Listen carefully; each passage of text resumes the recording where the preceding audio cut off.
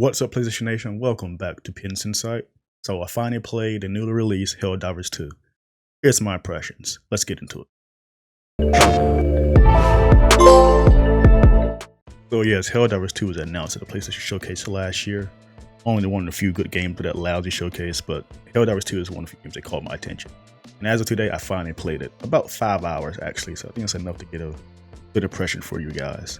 Granted, I never played the original Helldivers on PS4. Some people claim it's a hidden gem on the system. I never played it. I was meant to get to it, but eventually never got to it. Got overwhelmed with so many games.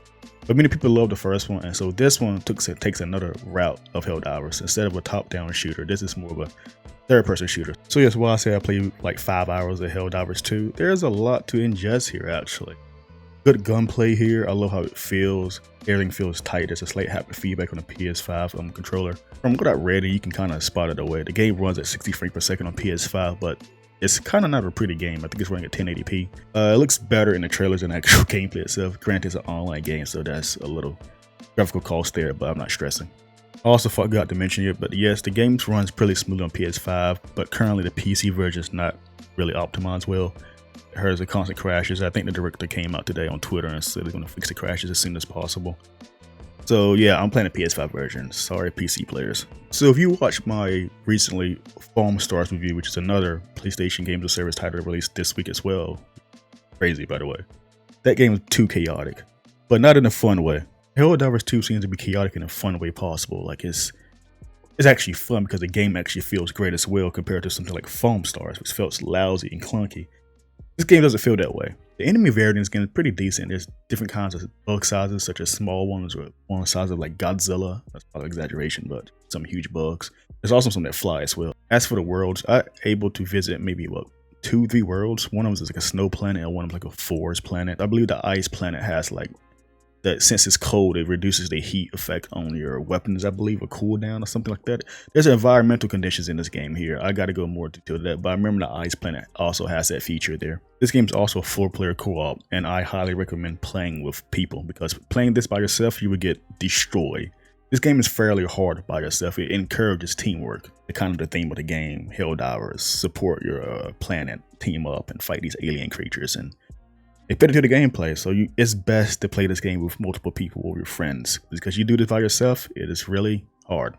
Trust me, I lost a lot. Like again, this game's require a lot of teamwork. So there's a lot of objectives in these maps, such as destroying, escorting missions, repair missions. There's tons of things to do here.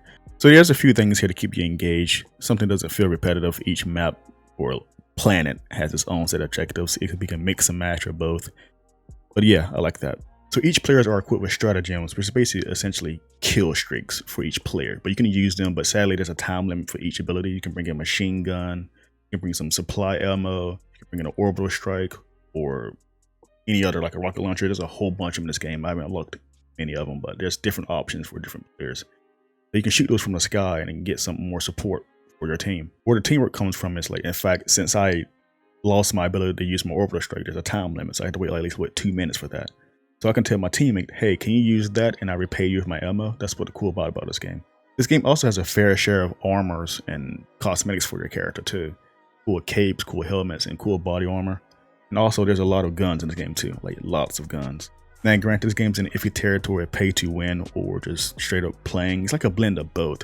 But the thing is, I see people online complain how this is kind of a pay to win game, which I see where they're coming from, because they see the pay with your real money, get this cosmetics, which is there in the menu. But at the same time, this game is fairly easy to earn points and gems in this game, from my experience. I did a little research online. People somewhat agree with me. Like, it's not something like Warframe, which was like a tedious grind. Yes, you have to grind in this game, but it's pretty straightforward grind. It doesn't feel impossible here. It feels like I can do this, but it's gonna take more effort than just buying it outright. Not to mention the battle pass items are also available for you to earn yourself, and they're also permanent. So if the battle pass goes away, you can also earn those battle pass items by playing it normally. Take a while, but at least you can earn it instead of just like leaving it away like some other games or service titles. But overall, yeah, just a quick impression. Yeah, I like the game. If I could score it like right now, I'd probably get it like a maybe 7.5 out of 10. I've never been a point guy, but that sounds reasonable. It's a good game. It's definitely going to be the multiplayer game I'll be playing after work. It's the multiplayer I've kind of been craving. Something straightforward. Granted, it is a bit kind of odd to find players in a game. The game is active, it tells you that, literally.